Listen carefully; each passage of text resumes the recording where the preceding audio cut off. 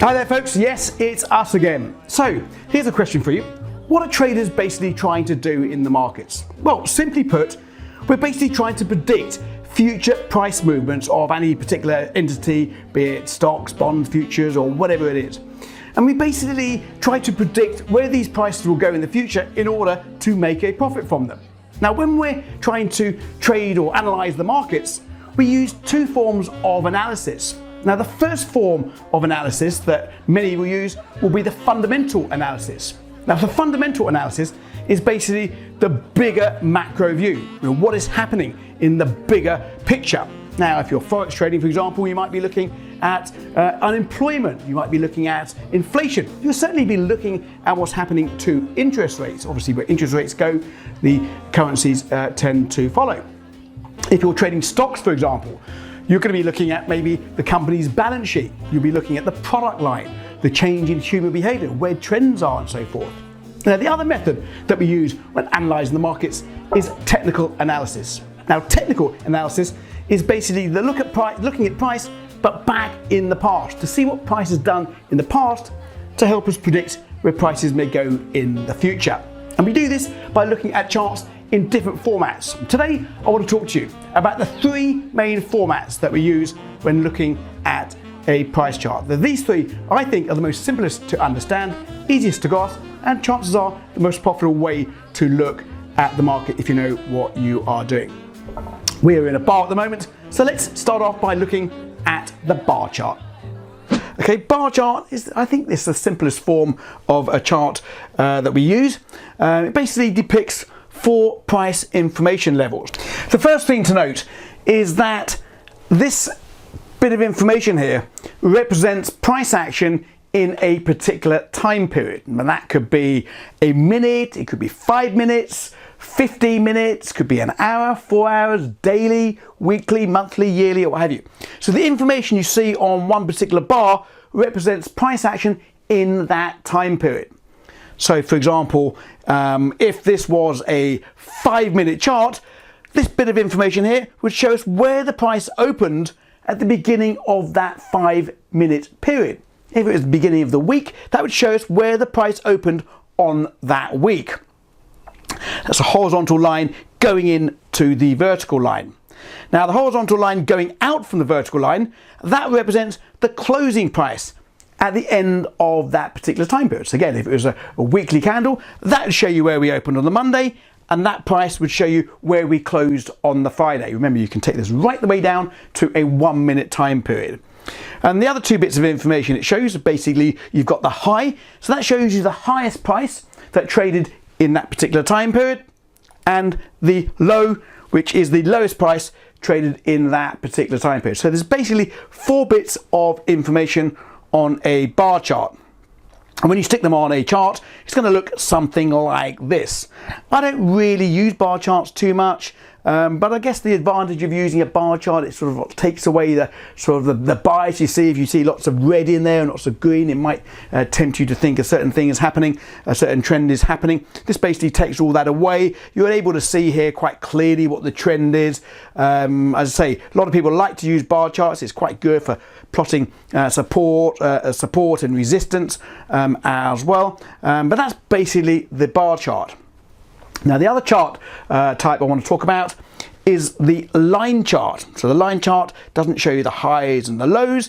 Basically, the line chart shows us a view of the picture so you can see basically the overall trend. It shows you where price has been, gives you a bit of an indication of what's been happening over a period of time. Now, the line chart differs from the bar chart in that it generally shows you the closing price of a particular time period. Remember, it's all about time periods. So for example, this line chart could be representing the closing price on a 4-hour chart. So it basically ignores the highs and the lows in that time period, just looks at the closing price. Okay, I think the line chart is particularly useful for basically plotting support and resistance, because it ignores the noise of the highs and the lows, which could be very, very small volume going through. So for example, here you might see, a support zone coming in here. You've had 3 bounces off there on the closing price, and up here as well you may see some resistance coming in as well, showing us bouncing off that a number of times. Again, it ignores the highs and the lows. I personally like looking at the line chart on the daily candles, on the daily close. The daily close basically shows us where the majority of the price action was, and where it closes on that day really does show us who won the battle on that day. Did the buyers win the battle, or did the sellers win the battle? I don't think the line chart is that practical really for entering the market. I don't think you can take precise entry levels from a line chart, but it certainly does give you a good overall picture of where it's been and levels of support and resistance. And I do use the line chart in one of the strategies that I teach as well. Now let's look at the candlestick chart. Now the candlestick chart is, I guess, one of the most favored chart types that traders use these days. Shows us lots of information. Now, if you haven't seen a candlestick chart before, it looks something like this. Here's the information that it shows. It basically shows us where the market opened in a particular time period. So here you'll see market opens here. Yeah, you see this wick. This is called a wick, or sometimes known as a shadow. That basically means the market traded down to a low down there. Okay, and then the buyers came in, took this up all the way up, and we know it closed higher than where it opened because it is a blue candle. Sometimes you see them coloured green. Green and blue are normally associated with bullish up momentum. Sometimes you'll see these just completely clear, and the down candle will be red, will be white or something like that. Also shows us the high as well. So it basically shows us 5 bits of information of what price did in that particular time period. It shows us the open, the close, the low and the high, and the fact that it's coloured blue indicates that it was a bullish candle. It closed higher than where it opened in that particular time period. These can be very useful when you're plotting these with other candles as well. More about that in a second. So clearly a bearish candle would be the same, but in reverse. So here we've opened up here. We hit a high up here. Highs are the same. Then the sellers came in, took the price down, all the way down. So the sellers are taking control of this market. We hit a low down here, same low. Okay, same low as there. And it's a red candle, sorry, beg your pardon, it closes lower than where it opened. So therefore it is a red candle. So again, 5 bits of information. Shows us the open, the high, the low, and the close. Okay, and when you see them on a price chart, it's going to look a little bit clearer as well. So a candle on its own doesn't actually show us much information, but when you put them in conjunction with other candles, that's when pictures and trends and views are established. So here you see, this is like a typical candlestick chart. Here you'll see the bullish candles are green, and the red candles indicate a bearish candle. So that's where the markets were seeing the sellers in control. You see a big sell in here with the sellers taking control, and you see the big green candle there, momentum candle to the upside, when the buyers were in control. So that's what a typical candlestick chart will look like. I use a lot of candlestick chart analysis in my strategies that I teach as well, and you'll learn more about those later on in the course. So as I said, a candle on its own really doesn't show us a lot of information, but when you put them in conjunction with other candles, that's basically where they become much more useful. And there are different types of chart patterns that we use as traders as well. There's multiple number of patterns. I am going to put together a video on all the different chart patterns as well, so watch out for that as well in this course. But these are the basic 2 patterns that I look for in some of my strategies, and I think these are one of the two of the most powerful patterns that you can see in candlestick analysis. First of all, you've got the bullish engulfing pattern here. Okay, so the bullish engulfing pattern basically means the last candle basically fully engulfs the previous candle, the penultimate candle. So here you'll see, for example, if you look at what's actually happening in price, here you've got the open here. The sellers are taking this market down. The market could be trending down. It closes there. Looks as though the trend's coming down. But then the buyers come back into the market. Okay, we hit a low down here. The buyers come back in, take out the full price action from the previous time period and take this market higher.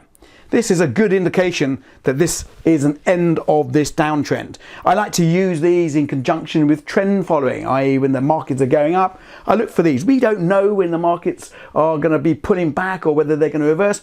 I use these patterns typically to help me with that. So for example, if the market is going up, as you know, markets never move in a straight line without retracing some point. So markets are moving up here like this. We don't know if that is going to be a pullback or whether it's going to be a reversal. A reversal obviously will take us back down here. Pullback basically means it's just a pullback. So here you've got this red candle in there. It's a little pullback. Okay, and then the blue candle comes in, bullish engulfer, completely engulfing the red candle.